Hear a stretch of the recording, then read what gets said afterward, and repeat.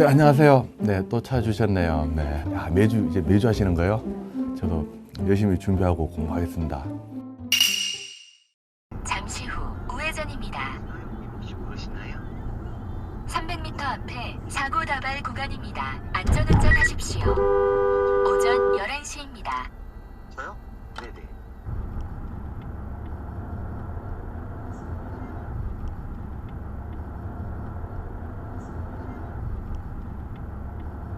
잠시 후 우회전입니다. 혹시 모르시나요? 300m 앞에 사고 다발 구간입니다. 안전운전하십시오. 오전 11시입니다. 저요? 네네. 차량이 뭐더라? 사주님이 마세라티. 마세라티, 예, 마세라티. 제가 차에 대해서는 잘 몰라요. 국산차도 이게 소나타인지 그랜저인지 약간 글자 보고 하는 스타일이라 가지고 찾아봤거든요. 이게 삼지창 표지가 있는 비싼 차로 알고 있습니다. 이번 사고도 지금 뭐 당연히 100대 0으로 판단받아야 될 것인데 상대방이 100대 0을 인정 안 한다고 해요. 처음에 말 나온 게 어떻게 됐냐면 상대방이 100대 0 어설프게 인정해 줬어요. 대물 100대 0 하면 내가 인정하겠다 라고 이야기했대요. 근데 제보자님이 그 말이 너무나 듣기 싫었대요. 자신의 과실이 전부라면 그냥 잘못했습니다 라고 하고 차라리 피해자분의 처신에 따르는 게 맞을 것 같아요. 물론 차로 변경 사고 뭐 진행하는 차량도 차로 변경 차량에 주의를 해야 된다라고 해서 일부 과실 주어질 수도 있어요. 이번 사고는 차로 변경 사고 유형은 맞지만 이와 같이 7대3, 뭐 8대2, 뭐 9대1 이렇게 판단할 사안은 아니에요. 나란히 진행하다가 갑자기 차로 변경이기 때문에 일반 과실로 봐야 됩니다. 여기 보면 깜빡하는 게 보여요. 조그맣게 보이죠? 사실 이거 운전자가 볼 수 있었을까? 제보자님은 블랙박스 좌측에 있기 때문에 A필러에 가려져 가지고 딱 사각지대에 맞물릴 가능성이 커요. 그렇기 때문에 이 건에 대해서 방향지시는 켰다라고 하더라도 뭐 제보자 당연히 무과실로 봐야 될 것으로 보입니다. 본인이 렌트 2억 넘는 차량으로 렌트까지 하려고 한다. 그렇게 했을 때 그 비용을 달라고 했을 때 상대방이 줄까? 그게 문제되거든요.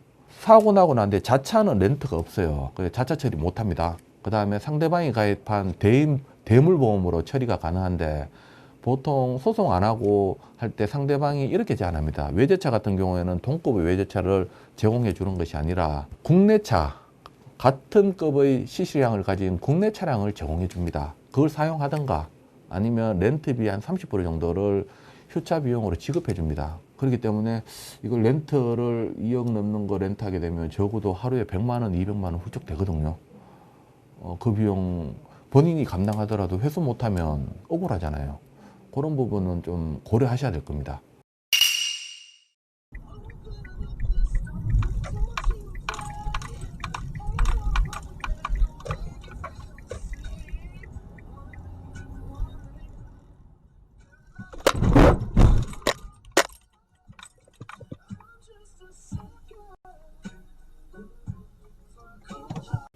저렇게 운전하는 사람들의 심리는 뭘까요?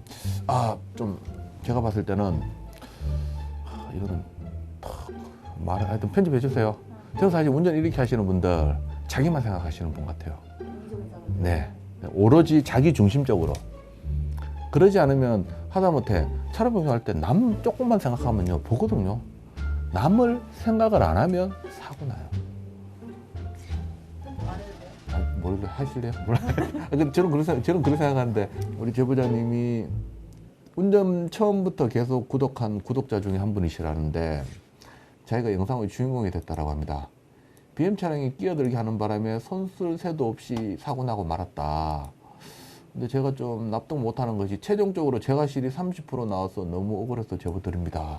지금 제보자 차량이 뒤에는 있지만 이미 제보자 차량이 차로 변경해가지고 3차로에 대한 우선권은 제보자에게 있습니다. 누가 봐도 말도 안 되는 사고를 제보자 과실 30%다. 이거 보험사가 제보자를 속인 겁니다. 이거는. 여기에 대해서 다툴 수 있는 방법 충분히 다투시고 이거는 무조건 100대 0 나와야 돼요. 이거는. 보험사를 관리 감독하는 금감원에 민원 제기를 해야 됩니다. 진정을 넣으면서 이 건을 7대 3을 판단을 받아놓고 마치 끝난 것이냐 내한테 알려줬다. 그래가지고 내가 이 건에 대해서 더 이상 불복도 못했는데 누가 봐도 100대 0이라 그러는데 7대 3 받아왔다. 말도 안 된다. 여기 대해서 진정을 넣고 뭐 금감원 같은 경우에는 시정 조치도 내리거든요. 또 조정 같은 경우도 열어줘요. 그렇게 해서 뭐 할증되는 보험료를 탕감시킨다든가 하는 식으로 그나마 보상 좀 받으셔야 될 것으로 보입니다.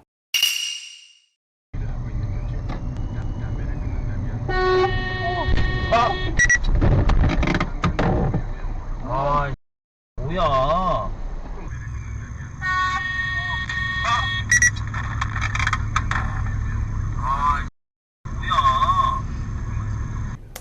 상대 트럭이 뒤에서 경적도 울리고 방향 지시도 켠 것으로 보여요.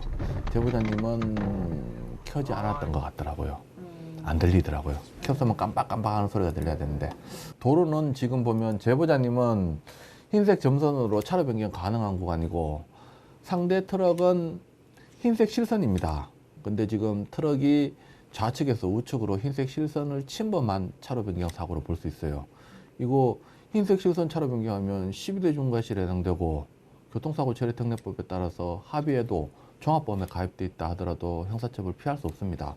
그런 부분이 있는데 그거는 교통사고 처리특례법으로 처벌 받냐 안 받냐 이 문제고, 일단 과실 비율만 따진다면 지금 같이 차로 변경한 것으로 보이고 누가 먼저 차로 변경했느냐 따지기는 좀 곤란해요. 우열 따지기 곤란한데, 당시 사진을 보면 제보자님이 더 들어왔다고 보겠죠. 보이죠. 결국은 유리한 요소, 불리한 요소 평가한다면 제보자님이 좀 더 먼저 들어온 것으로 보이고 좀 더 많이 들어온 것으로 보입니다. 동시 차로 변경 기본 과실 5대 5에서 이 정도면 제보자 과실, 무과실로는 못 보고요. 일부 과실 피할 수 없습니다. 결국 20이냐 30이냐 정도 문제로 접근해야 되는데 제가 봤을 때 제보자 과실 30% 정도는 있어 보입니다. 물론 이 부분에 대해서 20에 평가받는 방법은 있어요. 여기 상대방 흰색 실선 구간에서 차로 변경했다. 이 부분 교통사고 처리특례법 위반 형사처벌 대상이 된다. 어떡할 거냐. 과실 비율에 대해서 적절하게 인정할 건 인정하시라 라고 좋게 이야기하신다면 상대방이 좀 이해력이 되시면 양보하실 것으로 보입니다. 좋은 방법은 아니죠. 그래도 뭐 있는 사실대로만 말한다면 그게 협박이거나 뭐 공갈이 되지는 않거든요. 근데 이걸 자꾸 한다 그러면 안 돼요. 그거는 협박이 되고 공갈이 될 수 있습니다. 한 번 정도 사실을 정보 전달하는 차원에서 말해주는 거는 아무 문제 안 됩니다. 네, 공모하면 정경일, 공모하면 500원, 공모하면 500원 아니고요, 정경일.